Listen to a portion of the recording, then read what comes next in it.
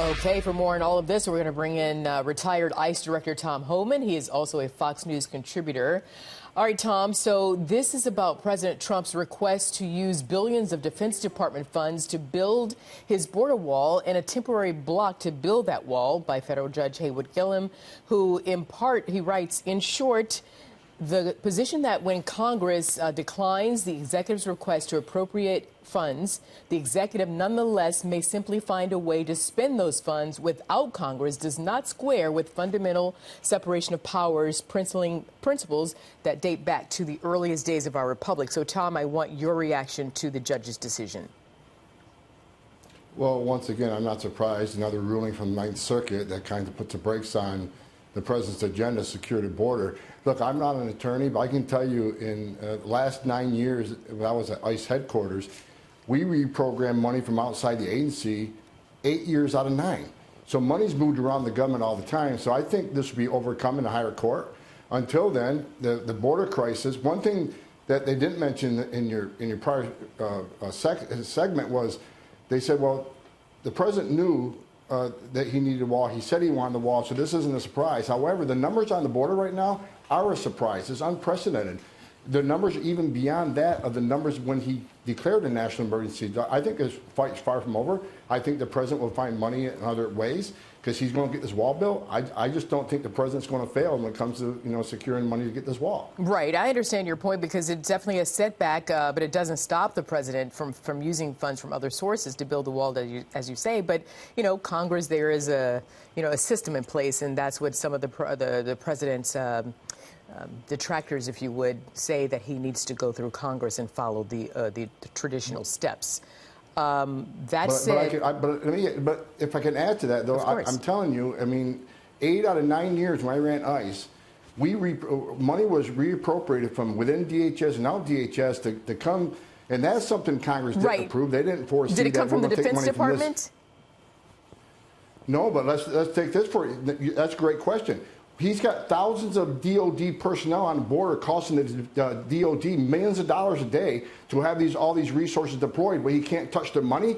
That don't make sense to me. Again, I'm not a lawyer, but I think that this will be beat in a higher court.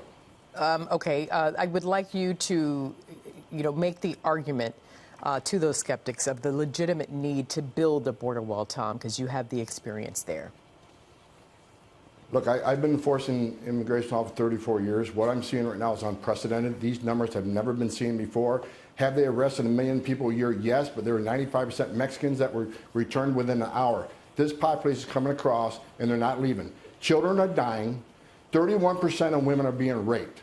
There's an issue on the border. Criminal cartels are continuing to get rich. And I'll add this. Every place they have built a border barrier, every single place, the illegal immigration went down, drug smuggling went down, is proven 100% effective. I don't care if you're Republican or Democrat. There's no downside on securing our border. There's no downside on less drug smuggling. There's no downside on saving lives. There's no downside on less illegal immigration. And it's an argument that I can't even believe we're talking about. It makes common sense. Every congressman on that Hill, whether you're a Democrat or Republican, should want to protect this country, protect our sovereignty, save lives, and not bankroll criminal organizations that have killed Border Patrol agents and have killed special agents. Enough's enough. We got to take this fight on, and I think this president will win this fight in the long run. All right, let's turn now to the Department of Homeland Security, where President Trump continues to clean house. As you all know, now he is requesting the resignation or firing Francis Cissna. He's the head of the US Citizenship and Immigration Services, which is the agency responsible for legal immigration into the U.S., including asylum. Tom, what can you tell us in terms of what the president wants to change in this department?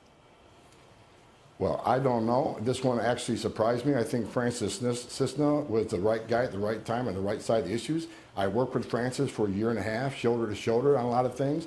I think he had the president's agenda, who's working it, protect America, especially protect American jobs. He did a lot to scrutinize the H-1B visas, the high-tech visas, to protect American workers on high-paying jobs. I think he restored the rule of law in the CIS, because if you go in that federal building and you're in the country illegally, you don't get some sort of benefit, they will make you see a judge, which hasn't been done in a very, very long time. I think he's passed a lot of regulations that had to deal directly with national security. So this one surprises me, and Again, I haven't been in the administration for 10 months, so this one took me by surprise. Took you by surprise. Very interesting, because of, the president saying he's trying to clean house to get things in order, and you're an expert and you say that's not the right move in this case. Washington Post reporting that the former Virginia AG Attorney General Ken Cuccinelli will be tapped by the president as the new head of USCIS. Of course, the Senate would have to confirm him. Do you think that Mr. Cuccinelli is the right person for the position? Look, I like Ken Cuccinelli. I think he's on the right side of the issues again. I think he believes in strong immigration enforcement. I think he believes in the rule of law. So, if Mr. Cissna needs to go, I think Ken Cuccinelli can step in there and just keep that ball rolling that, Mr. Cissna started. And I think, look, I've heard him speak many times. I like what he says. And I think he can help what Francis did and reestablish the rule of law so people aren't gaming the system.